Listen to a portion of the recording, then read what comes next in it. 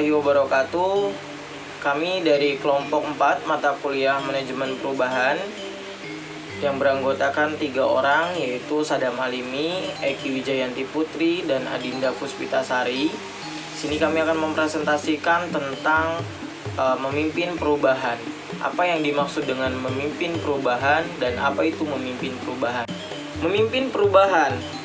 Untuk melakukan perubahan secara efektif, pemimpin perubahan harus dapat melakukan melalui salah satu dari beberapa pendekatan perubahan, yaitu pendekatan tahapan, pendekatan kultural, pendekatan konektif, dan pelibatan serta pemberdayaan karyawannya. Memimpin perubahan. Di dalam memimpin perubahan ada 4 poin yang paling penting harus kita lakukan. Pertama yaitu pendekatan kepemimpinan perubahan. Di dalam pendekatan kepemimpinan perubahan ini ada pendekatan tahapan, pendekatan kultural, pendekatan konektif, dan pendekatan pemberdayaan. Dan yang poin yang kedua yaitu keterampilan memimpin dan penyakit perubahan. Di dalam poin yang kedua ini ada keterampilan pemimpin dan penyakit kepemimpinan. Dan poin yang ketiga yaitu menciptakan dan memelihara kepercayaan. Yaitu di dalam poin yang ketiga ada menciptakan kepercayaan, memelihara kepercayaan. Dan yang poin yang terakhir yang keempat yaitu manajemen harapan. Di dalam manajemen harapan ada poin harapan dan realitas, memelihara harapan, mencegah keputusan dan ancaman di balik harapan. Pendekatan pemimpin perubahan. Di dalam pendekatan pemimpin perubahan, di poin ke-1 ini ada beberapa pendekatan, yaitu pertama pendekatan tahapan. Di dalam pendekatan tahapan ada memimpikan, mengaktifkan, mendukung, melaksanakan, memastikan, dan mengenal. Dan yang kedua, pendekatan kultural, ada memimpin karyawan untuk menciptakan lingkungan yang baik dan menyusun proses yang tepat. Pendekatan konektif. Pendekatan konektif merupakan pendekatan berdasarkan hubungan yang dilakukan dengan mengintegrasikan saling ketergantungan dan menyadari adanya keberagaman untuk mencapai hasil yang diharapkan. Memimpin di era konektif. Memimpin di era konektif atau connection leader mudah mendapatkan koneksi di antara orang, gagasan, dan institusi yang berbeda, dapat melihat dasar bersama, melihat tumpang tindih antara visi mereka dengan milik pemimpin lainnya. Lalu ada kekuatan kepemimpinan konektif. Yang pertama, etika kecerdasan politis. Kepemimpinan konektif menunjukkan sistem pengetahuan yang diwarnai perasaan etika yang kuat. Yang kedua, kebenaran dan akuntabilitas. Kebenaran menghasilkan kredibilitas dan melanjutkan keyakinan pada pemimpin. Yang ketiga, politik kebersamaan. Politik kebersamaan menawarkan keanggotaan pada konstituen yang lebih luas. Yang keempat, berpikir jangka panjang dan bertindak jangka pendek. Kepemimpinan konektif membimbing dan mendorong rekan yang lebih muda untuk mengambil tanggung jawab dalam kepemimpinan. Yang kelima, kepemimpinan melaka harapan. Kepemimpinan ini memberikan harapan yang tinggi, kemudian mempercayakan tugasnya kepada orang lain. Yang keenam, pencarian arti atau makna. Dalam mempersatukan saling ketergantungan dan keberagaman, mereka mengajak orang sekitarnya untuk turut serta mencari arti atau makna yang lebih besar. Selanjutnya, gaya kepemimpinan. Yang pertama, gaya kepemimpinan langsung. Gaya kepemimpinan langsung yaitu gaya yang pencapaian prestasi secara langsung yang cenderung konsentrasi pada tugasnya sendiri. Yang kedua, gaya kepemimpinan relasional. Gaya kepemimpinan ini lebih senang bekerja tugas tim atau membantu orang lain mencapai tujuan. Yang ketiga, gaya kepemimpinan instrumental. Gaya kepemimpinan ini mempunyai karakteristik pengetahuan yang politis.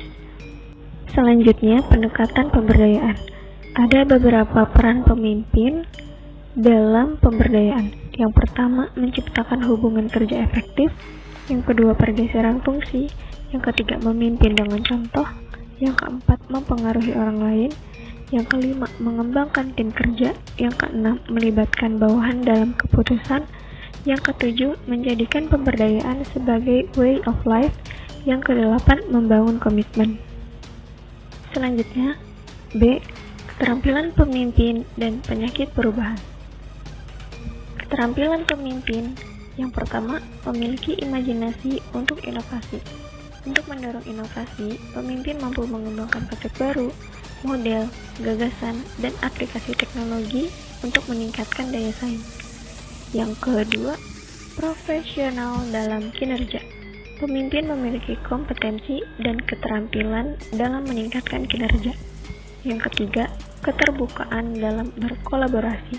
Pemimpin harus memiliki informasi dan memantau lingkungan eksternal, mengubah kebijakan lama, mengkomunikasikan kebutuhan perubahan, dan membangun koalisi untuk melakukan proses perubahan. Yang terakhir, penyakit kepemimpinan. Ada beberapa penyakit kepemimpinan yang kesulitan untuk melakukan perubahan, yaitu tidak mau mendengar, tidak mau melaksanakan apa yang dikatakannya, mengutamakan favorit dirinya, merasa puas dengan dirinya, dan lain sebagainya. Selanjutnya adalah menciptakan dan memelihara kepercayaan. Bila budaya perusahaan kuat dan masyarakat ini sudah terbiasa mengalami pasang surut, dengan pemimpin yang dipercaya, maka komitmen akan mudah diraih. Menciptakan kepercayaan diantaranya ada keadaan normal, yaitu dalam situasi yang normal, segala sesuatu dapat diramalkan dan bergerak secara linier. Yang kedua ada resistensi terhadap perubahan. Dalam pandangan baru, resistensi harus dilihat sebagai wake-up call yang artinya disetel untuk membangun dirinya dari tidurnya. Yang ketiga adalah waktu untuk perubahan, yaitu semua pihak bereaksi sendiri-sendiri sebelum perubahan dikristalisasikan dan dapat dibaca secara resmi. Yang keempat, gerakan perubahan, yaitu orang yang memiliki pandangan lama akan mengalami kesulitan memahami perubahan yang terjadi. Cara terbaik bagi mereka yaitu menggunakan cara berpikir yang baru untuk memahami the new battlefield. Selanjutnya adalah memelihara kepercayaan. Kurangnya kepercayaan bawahan terhadap pemimpinnya akan mempengaruhi moral bawahan. Meningkatnya biaya, komunikasi yang buruk, serta kurangnya kerjasama dan kesetiaan bawahan. Cara organisasi mengembangkan kepercayaan menurut Wibowo tahun 2006 dengan hal diantaranya yaitu mendorong moral karyawan, menghargai individu, mendorong sharing, mendorong keterbukaan, melatih kejujuran, meningkatkan loyalitas, memelihara integritas, menjaga akuntabilitas, meningkatkan kompetensi, memperbaiki komunikasi, serta memperkuat tim kerja. Selanjutnya ada manajemen harapan. Yang pertama ada harapan dan realitas. Terdiri dari harapan dan teori atribusi. Teori atribusi memperkenalkan 3 dimensi penyebab terjadinya suatu masalah, yaitu locus of control, durasi, dan kendali. Yang kedua ada mengurangi perasaan negatif atau memberi hal yang lebih positif. Dalam hal ini, pemimpin harus berupaya menciptakan kondisi yang positif dan harus mengetahui dimensi kepuasan dan ketidakpuasan. Selanjutnya ada memelihara harapan. Gerakan ini baru berhenti ketika seseorang merasa sudah memperoleh apa yang ia inginkan, tetapi bisa juga berhenti sebelum semua itu dicapai karena mengalami keputusasaan dan merasa upayanya sia-sia. Selanjutnya adalah mencegah keputusasaan, yaitu diantaranya ada keletihan, hilang arah, menciptakan harapan baru, dan yang terakhir ada hal-hal yang kasat mata membangun optimis. Selanjutnya ada ancaman di balik harapan. Dalam kampanye perubahan, masyarakat atau pengikut bisa menunjukkan harapan melalui berita-berita di media massa, pendapat dari para pengamat, dan opinion leaders. Di balik semua itu, cara berpikir para pengikut dipengaruhi oleh mitos perubahan. Di antaranya ada perubahan selalu ditandai dengan kehidupan yang lebih baik, perubahan hanya dapat dilakukan oleh orang-orang muda, dan yang terakhir perubahan hanya dilakukan bila ada masalah serius. Sekian dari saya, kurang lebihnya mohon maaf. Wassalamualaikum warahmatullahi wabarakatuh.